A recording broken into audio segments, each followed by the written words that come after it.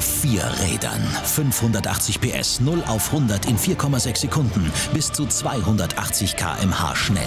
Der RS6 Avant ist das stärkste Serienauto, welches die Audi-Werkstore je verlassen hat. Was klingt wie ein Kombi mit Tollwut, ist auf den ersten Blick ein ganz normaler Audi A6 Avant mit unserem Patrick am Steuer. Seine Beziehung zu dieser Fahrzeuggattung ist eher nüchtern als heiter. Vom Grundsätzlichen schlagen, glaube ich, bei mir zwei Herzen in der Brust. Die eine, die den Kombi wirklich als Alltagsauto praktikabel sieht. Man kann alles reinschmeißen, das ganze Gelump der Kinder und kann irgendwo hinfahren, ohne einen 7,5 Tonner mieten zu müssen. Wenn das Herz des Rennfahrers spricht, muss ich klar sagen, das ist eigentlich ein absolutes No-Go, so einen Riesenkoffer durch die Gegend zu bewegen. Dieser Riesenkoffer hat einen 5 Liter 10-Zylinder unter der Haube, schluckt 1660 Liter und ist bis unter das Dach beladen mit Leistung. Wenn man die Zahl 580 PS hört, dann denkt man nicht an einen Kombi, da denkt man an einen Lamborghini Murcielago, an einen Supersportwagen. Ja? Aber man denkt um Gottes Willen nicht an einen Pampers-Bomber. Pampers-Bomber hin oder her, hier kommt der stärkste Audi aller Zeiten und damit basta.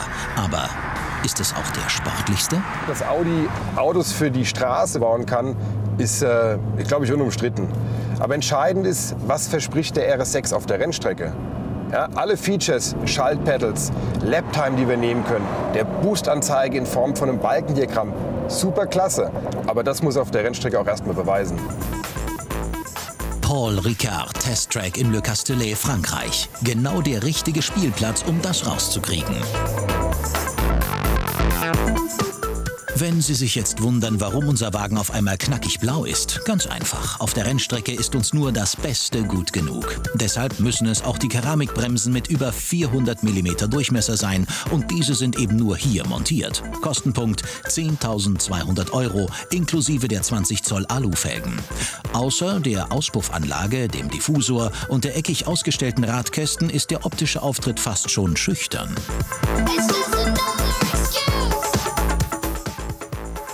Innen gibt es ein paar RS6-Logos, ein wenig Carbon-Look und ein abgeflachtes Lenkrad zu bewundern. Der Rest erinnert stark an den Serien A6. Für den Rennschalensitz sind 2.800 € fällig.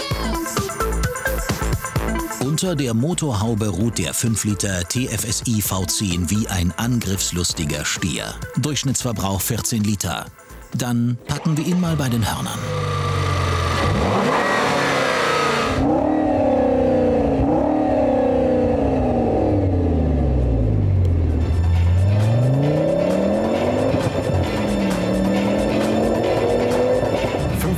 PS in einem Kombi, die sind ja total wahnsinnig.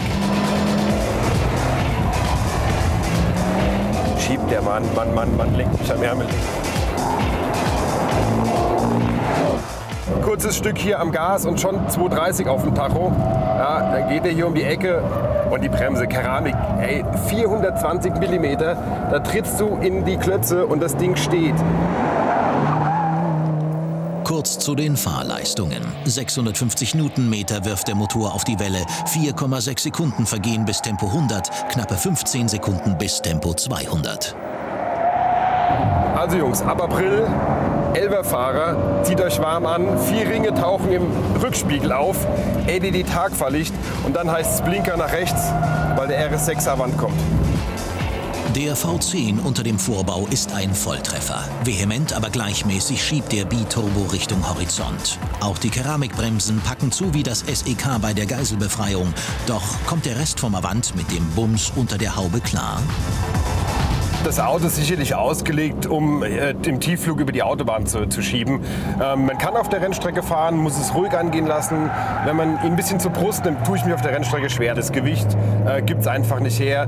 Und dann ist der Quattro ein bisschen das Problem. Es wird viel auf die Vorderachse verteilt, was relativ schnell Untersteuern produziert. Der Allradantrieb ist im Verhältnis 60:40 Hinterachse zu Vorderachse verteilt. Bei Schlupf an der Hinterachse landen bis zu 65% der Antriebskraft auf der Vorderachse. Resultat: Untersteuern.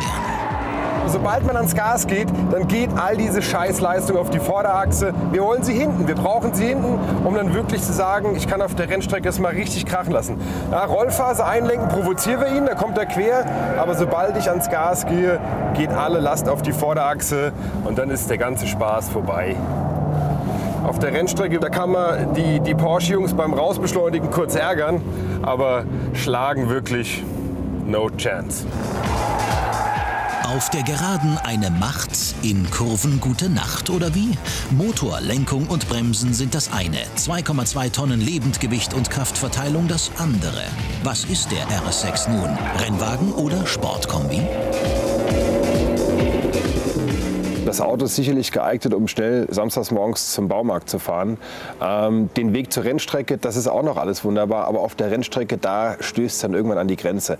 Fahrwerk, Traktion, da ist er wirklich stark, aber wenn es dann darum geht, einfach die Masse zu bremsen, 2 Tonnen runter zu bremsen, trotz riesiger Bremsscheiben, ist einfach eine Grand Prix-Strecke, Hockenheimring, nicht wirklich geeignet. Das ist einfach zu viel Bremsphasen auf zu kurzer Zeit und das ist einfach, das Auto schafft es nicht.